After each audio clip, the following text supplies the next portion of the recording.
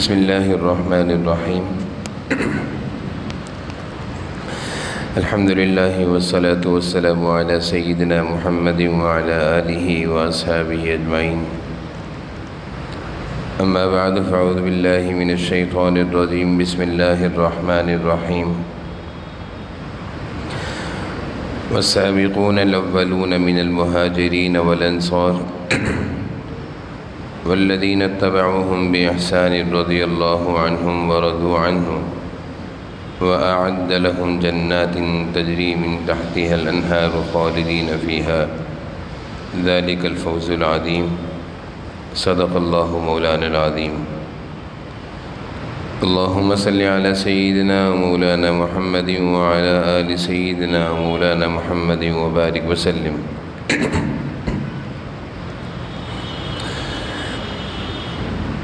جناب نبی کریم صلی اللہ علیہ وسلم کے صحابہ رضوان اللہ علیہم اجمعین کی وہ خوبیاں، وہ عادات جن کی بنا پر اللہ تعالیٰ نے ان سے راضی ہونے کا قرآن کریم میں اعلان فرمایا،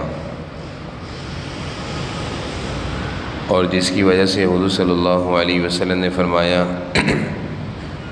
کہ میرے صحابہ کی جماعت سب کے سب ہدایت پر ہیں، ان میں سے جس کی بھی پیروی کرو گے تم بھی ہدایت پا جاؤ گے۔ تو صحابہ کے اندر وہ کیا خوبیاں تھیں، وہ کیا عادات تھیں کہ جس کی بنا پر اللہ بھی ان سے راضی اور اللہ کے رسول صلی اللہ علیہ وسلم بھی ان سے راضی، ان کا تذکرہ چل رہا تھا۔ چنانچہ حضرت ربیعہ بن کعب رضی اللہ عنہ جو ایک صحابی ہیں، ان کے ایمان لانے کا سبب بیان ہوا کہ جب ان کی پہلی نظر حضور اکرم صلی اللہ علیہ وسلم پر پڑی تو اس نظر میں آپ صلی اللہ علیہ وسلم کی ایسی محبت ان کے دل میں اتر گئی کہ یہ آپ صلی اللہ علیہ وسلم کے دیوانے ہو گئے، ایمان اور اسلام بھی قبول کیا، اور ساتھ میں یہ فیصلہ بھی کیا کہ اب آپ کا خادم بن کر رہوں گا، یعنی آپ کی خدمت میں رہوں گا۔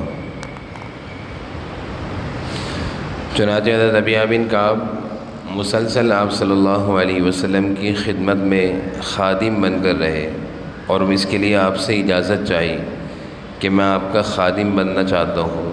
آپ صلی اللہ علیہ وسلم نے ان کی درخواست کو قبول فرمایا۔ اسی ضمن میں یہ واقعہ بھی آتا ہے کہ ایک موقع پر آپ صلی اللہ علیہ وسلم نے حضرت ربیعہ بن کعب سے کہا، اے ربیعہ، کیا تم نے شادی کرنی ہے؟ یعنی تم شادی کرنا چاہتے ہو؟ حضرت ربیعہ کہتے ہیں میں نے عرض کیا کہ اللہ کے رسول، میں شادی اس لیے نہیں چاہتا کہ اگر میں شادی کروں گا تو آپ کی خدمت میں صحیح طریقے سے نہیں کر سکوں گا۔ یہ یقینی بات ہے، گھر والوں کی بھی ذمہ داری ہوگی، اور میں تو چاہتا ہوں کہ کوئی بھی چیز آپ کی خدمت میں آڑے نہ آئے، اور یہ بھی آپ کو معلوم ہے کہ میں مالی لحاظ سے کمزور ہوں، بیوی بچوں کے اخراجات یہ بھی ایک ذمہ داری ہے، میں اس کا متحمل نہیں ہوں، اس لیے میں شادی کرنا نہیں چاہتا۔ آپ صلی اللہ علیہ وسلم یہ جواب سن کر خاموش ہو گئے، اور چند دن اسی طرح گزر گئے۔ یہ برابر آپ صلی اللہ علیہ وسلم کی خدمت کرتے رہے، آپ کے کام کاج کرتے رہے، آپ کے ساتھ رہے، رات دن حضور صلی اللہ علیہ وسلم کی خدمت میں ہی رہا کرتے تھے۔ سعادت کی بات ہوتی ہے کہ کسی بڑے کی خدمت کی توفیق مل جائے، اپنے والدین کی خدمت کی سعادت، یا کسی اللہ والے بزرگ، کسی عالم دین کی خدمت کی سعادت، اور پھر جناب نبی کریم صلی اللہ علیہ وسلم کی خدمت کی سعادت، یہ تو سعادتوں کی سعادت، یعنی سب سے بڑی سعادت کی بات ہے۔ حضرت ربیہ کہتے ہیں کہ چند دن اسی طرح گزر گئے. ایک دفعہ آپ صلی اللہ علیہ وسلم نے پھر مجھ سے کہا ربیہ شادی کرنا چاہتے ہو؟ شادی کرو گے؟ تو حضرت ربیہ کہتے ہیں میں نے پھر وہی پہلے کی طرح جواب دیا کہ اللہ کے رسول شادی کروں گا تو بیوی بچوں کی ذمہ داریاں ہوں گی، مصروفیات ہوں گی، آپ کی خدمت میں آڑے آ جائیں گی. میں نہیں چاہتا کہ میں آپ کی خدمت کو چھوڑوں، میں تو چاہتا ہوں بس آپ کے در پر پڑا رہوں، آپ کا خادم بن کر آپ کے در پر پڑا رہوں. اور مالی لحاظ سے بھی کمزور ہوں، اخراجات اٹھا نہیں سکتا، تو اس لیے میں شادی نہیں چاہتا. آپ صلی اللہ علیہ وسلم خاموش ہو گئے. حضرت یہ کہتے ہیں اب کی دفعہ مجھے احساس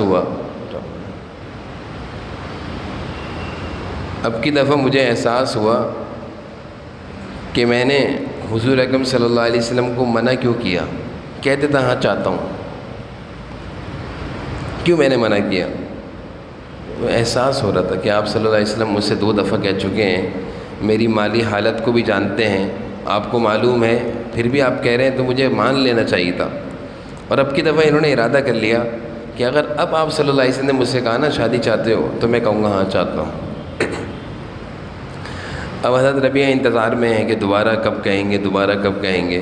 کہتے ہیں چند دن گزرے تھے، پھر رسول اکرم صلی اللہ علیہ وسلم نے پوچھا ربیہ کیا تو شادی نہیں کرے گا؟ ربیہ کیا تو شادی نہیں کرے گا؟ تو حضرت ربیہ کہتے ہیں میں نے عرض کیا کیوں نہیں کروں گا، آپ کہیں گے تو آپ کا حکم سر آنکھوں پر، یہ تو میرے لیے قسمت کی بات ہے، نصیب کی بات ہے کہ میری شادی آپ کے ہاتھوں سے. حضرت ربیہ کہتے ہیں جب میں نے آپ صلی اللہ علیہ وسلم کو یہ جواب دیا تو آپ خوش ہو گئے، یہ جواب سن کر خوش ہو گئے. جناب نبی کریم صلی اللہ علیہ وسلم کے صحابہ میں اور آپ کی خوب زندگی میں ازدواجی زندگی کو پسند کیا ہے. شادی کے بغیر یا بیوی سے دور رہنے کو آپ صلی اللہ علیہ وسلم نے پسند نہیں کیا. بعض صحابہ آپ صلی اللہ علیہ وسلم کے پاس آئے تھے کہ ہم اللہ کی عبادت کریں گے جنگلات میں جا کر تاکہ ہم اللہ کے بہت مقرب بندے بن جائیں، شادی نہیں کریں گے. آپ نے فرمایا کہ یہ عیسائی مذہب میں تھا، اسلام میں نہیں ہے. کہا کہ یہ رحمانیت عیسائی مذہب میں تھی کہ جنگلات میں جا کر بیوی بچوں سے آزاد ہو کر اللہ کی عبادت کیا کرتے تھے. اسلام میں اللہ کی عبادت انہی بیوی بچوں کے درمیان رہ کر کرنی ہے. ان کی حقوق ادا کرنا بھی اللہ کی عبادت ہے، ان کی کھانے پینے کا انتظام کرنا بھی اللہ کی عبادت ہے. تو آپ صلی اللہ علیہ وسلم نے اس ازدواجی زندگی کو اہمیت دی ہے. گھر کو آباد کرنا، مرد جب اس قابل ہو جائے، اس کی عمر ہو جائے تو اس کی شادی کر دینی چاہیے، اس میں تاخیر نہیں ہونی چاہیے. چنانچہ حضرت ربیہ کہتے ہیں کہ آپ صلی اللہ علیہ وسلم نے مجھ سے کہا کہ اچھا تم ایک کام کرو، فلاں انصاری گھرانہ ہے، نام لیا، ان کے گھر جاؤ اور وہاں جا کر کہو کہ اللہ کے نبی نے مجھے بھیجا ہے نکاح کا پیغام دینے کے لیے. حضرت یہ کہتے ہیں مجھے جاتے ہوئے احساس ہوا کہ میں ایک خالی ہر لحاظ سے، نہ میرا آگے پیچھے کوئی ہے، نہ مال ہے، نہ دولت ہے، اور جس گھرانے میں مجھے رشتہ لے کر بھیجا جا رہا ہے وہ تو اچھے خاصے مالدار لوگ ہیں، کیسے دیں گے اپنی بیٹی؟ چنانچہ حضور صلی اللہ علیہ وسلم کے حکم کی تعمیل میں چلا گیا. کہتے جب میں وہاں پہنچا میں نے دروازہ بجایا، اندر سے ایک صاحب باہر آئے اور میں نے ان سے کہا کہ مجھے حضور صلی اللہ علیہ وسلم نے نکاح کا پیغام دینے کے لیے بھیجا ہے. حضرت یہ کہتے ہیں میں یہ کہنے کے بعد خاموش تھا، دیکھتا ہوں کیا جواب آتا ہے. کہتے ہیں انہوں نے بغیر کسی حیل و حجت کے، بغیر کسی سوال و جواب کے، کیا کماتے ہو، کیا کرتے ہو، کہاں رہتے ہو، گھر ہے، نوکری ہے، بغیر کسی حیل و حجت کے مجھے اپنا بیٹا بنانے پر راضی ہو گئے. اور محبت بھرے انداز میں کہا کہ حضور صلی اللہ علیہ وسلم کا حکم سر آنکھوں پر ہے، انہیں ہماری طرف ان کے بھیجوے پیغام رسا، یعنی آپ کی طرف سے آئے ہوئے پیغام نکاح کو سر آنکھوں پر قبول کرتے ہیں۔ یہ تھی صحابہ کی خوبیاں، صحابہ کے گھرانوں کی خوبیاں کہ حضور صلی اللہ علیہ وسلم کا پیغام آ گیا بس سر آنکھوں پر ہے۔ ہمارے سامنے بھی دن بھر میں کتنی ساری احادیث، کتنی ساری سنتیں، حضور صلی اللہ علیہ وسلم کے کتنے سارے طریقے آتے ہیں، ہم یہ کہہ کر چھوڑتے ہیں کہ فرض تھوڑی ہے، سنت ہی تو چھوڑو، نعوذ باللہ۔ اور اسی وجہ سے ہم لوگ ناکام ہیں۔ اور صحابہ آپ صلی اللہ علیہ وسلم کے پیغام کو سر آنکھوں پر رکھتے تھے، یہ ہماری آنکھوں کا سرمہ ہے۔ پیارے نبی صلی اللہ علیہ وسلم کا پیغام، ارشاد کیسے ممکن ہے کہ ہم پورا نہ کریں؟ یہ نہیں دیکھا کہ میری بیٹی ہے، داماد بنا رہا ہوں، کس کو بنا رہا ہوں؟ نہیں، اللہ کے نبی نے بھیجا ہے، اس میں خیر ہے، اللہ کے نبی نے بھیجا ہے نشتہ، اس میں خیر ہے، آگے سے کوئی میری وہ نہیں کہ میں سوال جواب کروں۔ حضور صلی اللہ علیہ وسلم نے جو نکاح کی خوبیاں بیان کر دی ہیں کہ جب کسی کے لیے رشتہ دیکھو تو دینداری کو دیکھو۔ ہمیں حضور صلی اللہ علیہ وسلم کے ارشاد پر یقین نہیں آتا کہ دینداری سے کیا ملے گا۔ ہم دولت دیکھتے ہیں، مال دیکھتے ہیں، خاندان دیکھتے ہیں، اور دین نہیں دیکھتے جو آپ صلی اللہ علیہ وسلم کا حکم ہے۔ تو ہم تو حکم توڑ کر شادیاں کرتے ہیں، ہماری شادیوں میں حضور صلی اللہ علیہ وسلم کے حکم توڑتے ہیں، اور صحابہ کی شادی میں دیکھیں کہ پوچھا بھی نہیں کچھ، تیار ہو گئے، اپنی بیٹی کا نکاح کر دیا۔ حضرت ربیہ خوشی کے مارے آپ صلی اللہ علیہ وسلم کے پاس آئے اور عرض کیا، اے اللہ کے رسول، آپ نے کیسے لوگوں کے گھر بھیجا ہے؟ وہ تو بڑے قابل رشک گھرانہ ہے، آپ کا حکم سنتے ہی مجھے اپنا داماد بنا لیا، اس سے کچھ سوال نہیں کیا، کوئی بات مجھ سے پوچھتے کیا کرتا ہے، کیا کماتا ہے، گھر اپنا ہے نہیں ہے، کچھ نہیں پوچھا، بس حضور صلی اللہ علیہ وسلم کا پیغام ہے، آپ کا حکم ہے، سر آنکھوں پر۔ خوشی خوشی آئے دوڑے ہوئے اور کہنے لگے، اللہ کے رسول، میں اپنی بیوی کے لیے مہر کیا کروں؟ مہر کہاں سے کروں؟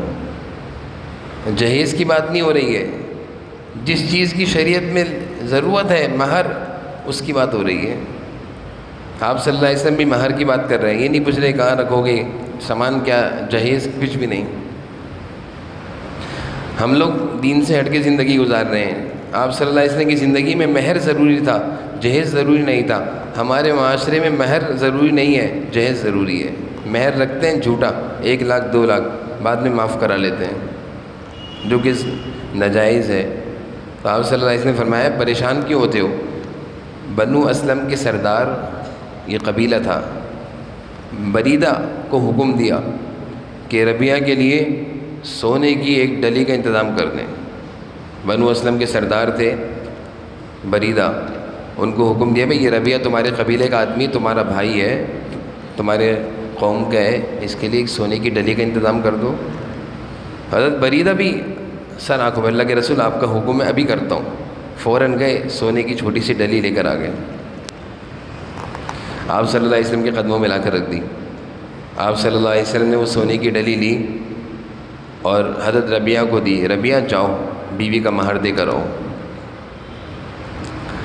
حضرت ربیہ اپنے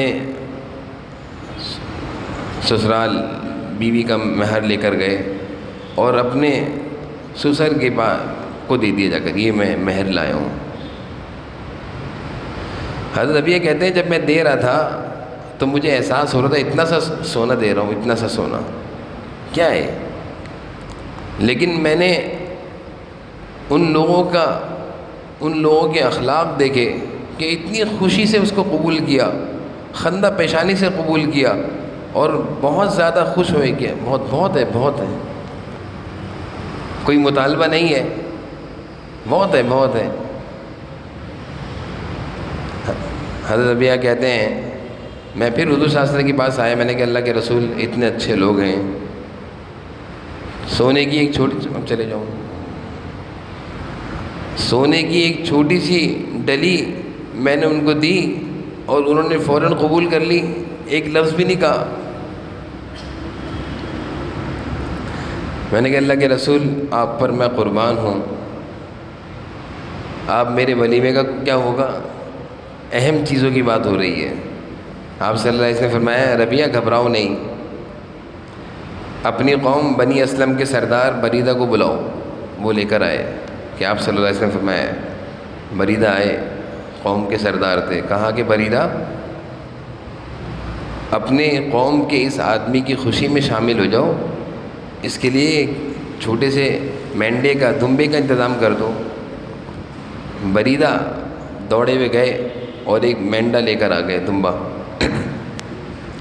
آپ صلی اللہ علیہ وسلم کے لیے ایک موٹا تازہ مینڈا خرید کر لائے اور حضور صلی اللہ علیہ وسلم کی خدمت میں پیش کر دیا کہ اللہ کے رسول یہ لیں۔ پھر آپ نے ربیہ سے کہا ربیہ میرے گھر میں جاؤ عائشہ کے پاس اور حضرت عائشہ سے کہو کہ کچھ آٹا ہو تو دے دیں، ولیمے کا انتظام ہو رہا ہے۔ حضرت ربیہ کہتے ہیں میں حضور صلی اللہ علیہ وسلم کے گھر میں گیا، دروازہ بجایا، پردے سے میں نے عرض کیا کہ آپ صلی اللہ علیہ وسلم بھیجا ہے، آٹا ہے تو دے دیں۔ حضرت ربیہ فرماتے ہیں کہ حضرت عائشہ رضی اللہ عنہا نے ایک برتن مجھے دیا جس میں جو کا آٹا تھا اور کہا کہ اس کو لے جاؤ، اور تقریباً اس میں 20 سیر آٹا تھا بس، اور حضرت عائشہ نے کہا کہ بس ہمارے گھر میں یعنی نبی کے گھر میں بس یہی آٹا، اس کے علاوہ نہیں ہے، یعنی جو تھا میں نے دے دیا۔ حضرت عائشہ کہنے لگی اس کے علاوہ کوئی اور اناج آپ صلی اللہ علیہ وسلم کے گھر میں نہیں ہے۔ حضرت ربیہ وہ آٹے کو لے کر آئے اور حضور صلی اللہ علیہ وسلم کو دیا۔ آپ صلی اللہ علیہ وسلم فرمایا کہ جاؤ اس سے ولیمہ کا انتظام کرو۔ حضرت ربیہ نے اپنے ساتھیوں کے ساتھ مل کر اس مینڈے کو ذبح کیا، اس سے کھانا بنایا، سالن بنایا، اور آٹے کو گوندھ کر روٹی بنائی اور ولیمہ ہو گیا۔ اور آپ صلی اللہ علیہ وسلم بھی تشریف لائے، دعوت دی، آپ صلی اللہ علیہ وسلم خود بھی دعوت میں قبول شامل ہوئے اور ولیمے کی دعوت آپ نے کھائی۔ اس طرح حضرت ربیہ کی شادی ہو گئی۔ یہ حضور صلی اللہ علیہ وسلم کے زمانے کی شادی ہے، کس قدر آسانی اور سادگی سے ہو رہی ہے اور کس قدر آپ صلی اللہ علیہ وسلم کے حکم کی تعمیل ہو رہی ہے۔ یہ چیز تھی صحابہ کی کہ وہ اپنی خواہشات کو نہیں دیکھا کرتے تھے کہ ہم کس خاندان کے ہیں، ہم کس قبیلے کے ہیں، بلکہ وہی دیکھا کرتے تھے کہ حضور صلی اللہ علیہ وسلم کا حکم ہے۔ پھر آپ صلی اللہ علیہ وسلم نے ان کی شادی کر کے نہیں چھوڑا۔ حضرت ابوبکر صدیق سے کہا کہ ابوبکر تمہاری جو زمین ہے نا کھجور کی، اس میں سے ایک حصہ زمین کا ان کو دے دو، ان کے نام کر دو، ایک ٹکڑا ان کے نام کر دو۔ صحابہ حضرت ابوبکر صدیق نے اللہ کے رسول آپ کا حکم سر آنکھوں پر، کتنا حصہ ہے؟ ایک حصہ دے دو۔ ابوبکر صدیق نے دیوار کھینچ دی، اپنی زمین میں اپنے باغ میں دیوار کھینچ دی اور کہا کہ اے ربیہ آج کے بعد یہ زمین تیری ہے، آج کے بعد یہ زمین تیری ہے، اب اس میں جو کھجور نکلے تو اس کو بیچ اپنے گھر کا خرچہ چلا۔ آپ صلی اللہ علیہ وسلم کس طرح اپنے صحابہ کا کس طرح خیال کر رہے ہیں، شادی بھی ہو رہی ہے اور روزگار بھی دے رہے ہیں، روزگار کا انتظام بھی کر رہے ہیں۔